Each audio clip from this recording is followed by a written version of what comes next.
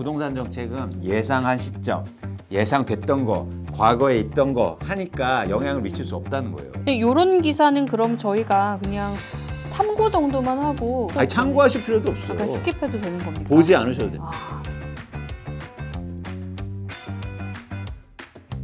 이광수 대표님과 계속해서 경제핫스팟 2부 이어나갑니다.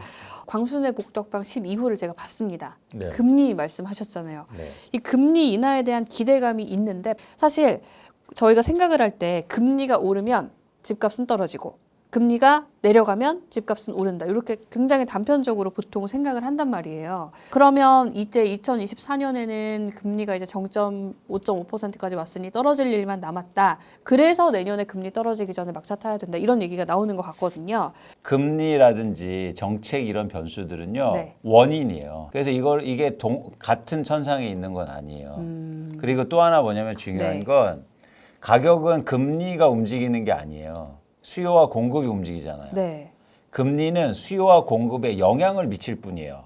이 가정이 되게 중요합니다.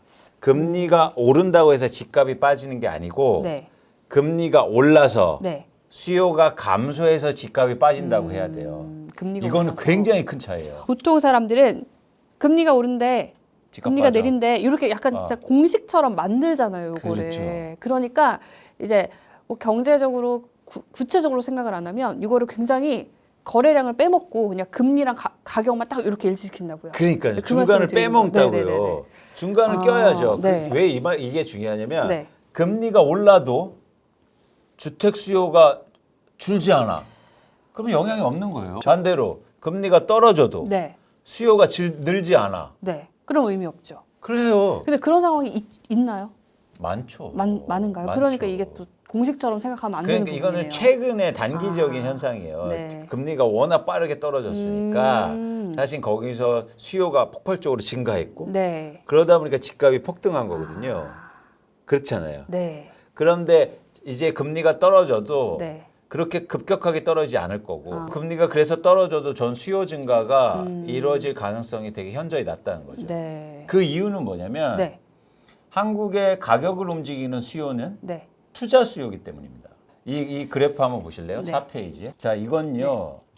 우리나라 전국 기준 부동산 갭 투자 건수예요. 2017년도에 전국에서 12,770명 밖에 갭 투자를 안 했어요. 네. 그러다가 2021년도에 집값이 고점일 때 와, 23만 명이 전세를 끼고 집을 삽니다. 이거 실화입니까? 와, 대단하네요, 진짜. 엄청나죠. 엄청난데요? 가격을 변동시키는 수요가 뭡니까? 아, 이거네요. 그렇죠. 인구나 가구나 신혼부부들이 아니라고요. 그거는 계속된 수요잖아요. 그쵸. 변동을 안 일으켜요. 가격의 변동을 일으키는 수요는 투자 수요예요. 투자 수요. 근데 금리가 떨어진다고 해서 갑자기 갭 투자가 증가할까요? 불가능하다. 시즌은 심지어 아닌 것 이분들은요. 같아요. 네. 대출도 안 받아서 사는 거예요. 아. 그렇잖아요. 전세 끼고 사는데 어떻게 대출을 받아요? 음. 금리에 영향이 없는 사람들이 이런 거예요. 그럼 사람들이 왜 이게 금리를 왜 이렇게 많이 신경을 쓰는 건가요, 그러면? 네. 그거는 인과관계와 상관관계를 혼동하기 때문입니다. 금리가 떨어지니까 집값이 올랐네? 네. 그러면서 그냥 그게 인과관계라고 생각하는 거예요. 그러니까 예를 들어서 네.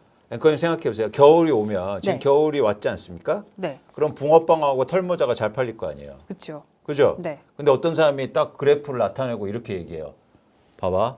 털모자 잘 팔리니까 붕어빵 잘 팔리지. 이렇게 하면 어떻게 해요? 웃음이 나오죠? 네. 근데 지금 그런 얘기를 하고 있다고요. 아. 자, 네. 금리가 떨어졌을 때 이상하게 집값이 올랐어. 딱 보니까 붕어빵 잘 팔리니까 털모자 잘 팔렸네. 자, 보지, 너네 금리 인하되니까 집값 원래 오르는 거야. 이렇게 얘기하는 거야.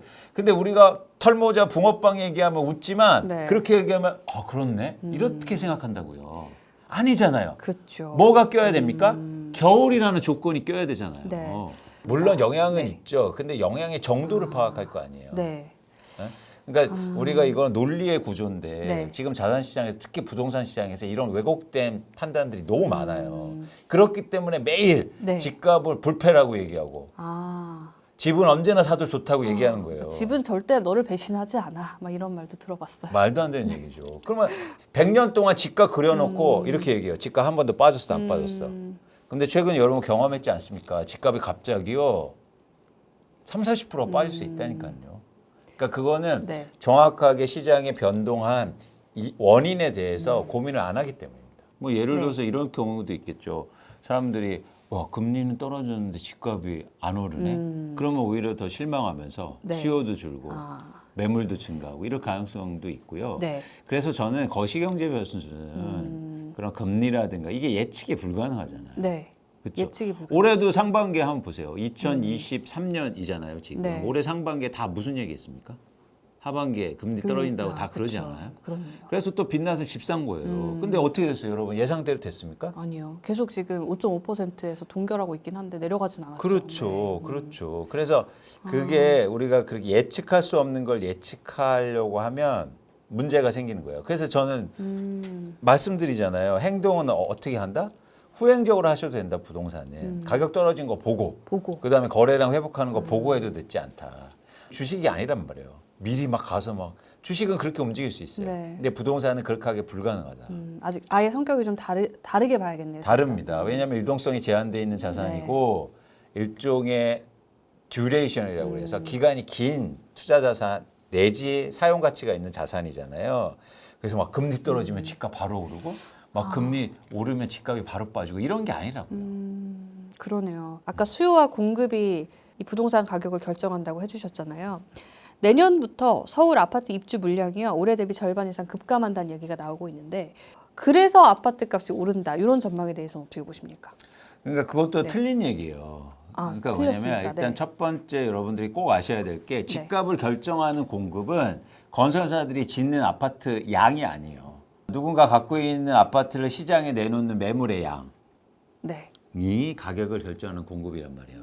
그렇죠. 그게 우리를 사니까. 그렇죠. 그렇죠. 네, 그래서 결국에는 집값을 결정하는 공급은 집을 갖고 있는 사람들이 얼마나 내놓느냐 아니면 걷어들이느냐 네, 건설사가 문제가 아니네요.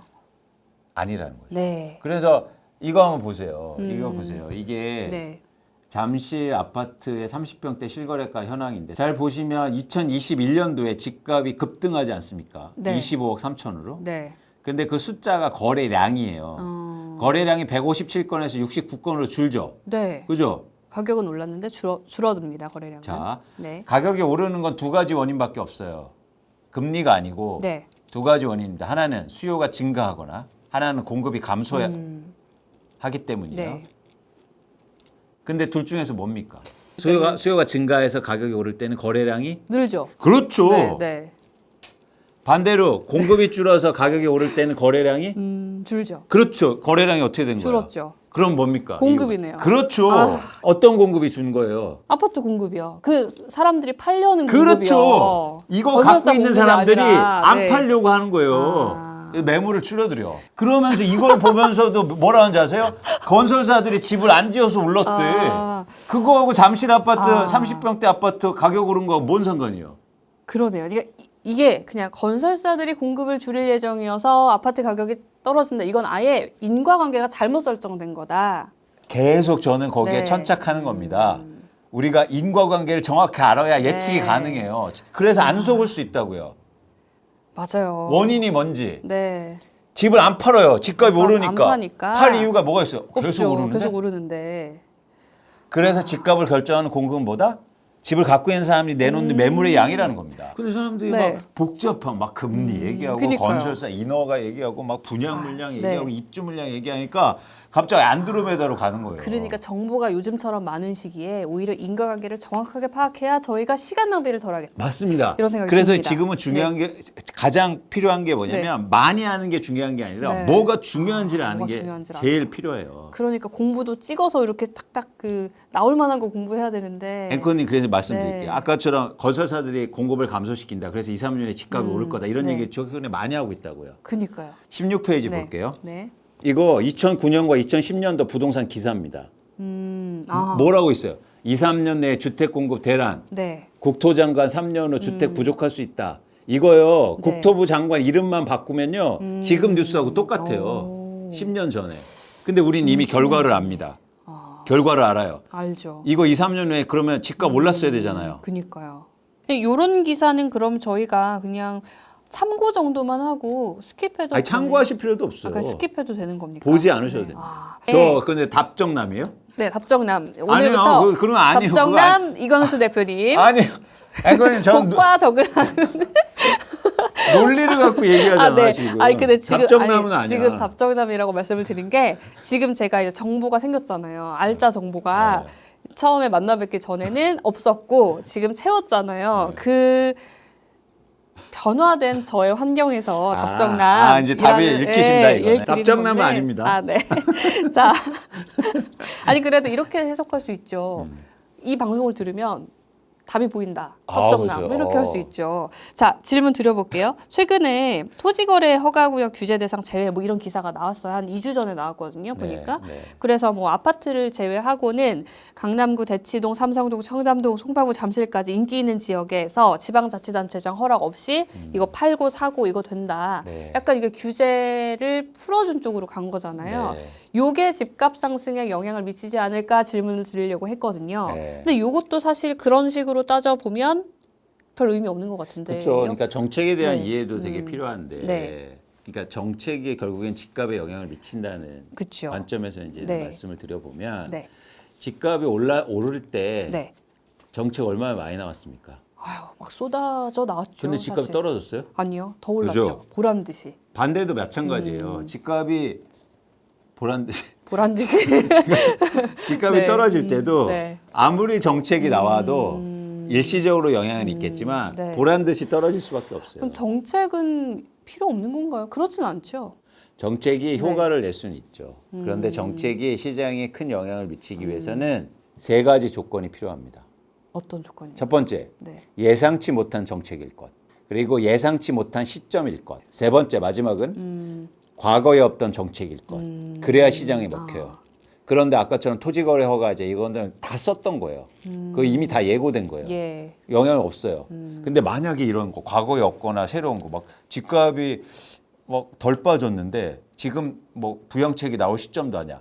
근데 갑자기 뭐 앞으로 집 할 때 이익이 아무리 나도 양도세 제로로 하겠습니다. 네. 이거 과거에 없던 거 예상치 못한 시점. 파격적인, 네. 예상치 못한 예. 정책이잖아요. 네. 이러면 집값 폭등하죠. 근데 이런 정책이 나올 수 있습니까? 못 나오죠, 사실. 불가능하잖아요. 네. 그렇기 때문에 부동산 정책은 예상한 시점, 예상됐던 거, 과거에 있던 거 하니까 영향을 미칠 수 없다는 거예요. 네. 참고하시고 3부에서 계속 이어가 보겠습니다. 네.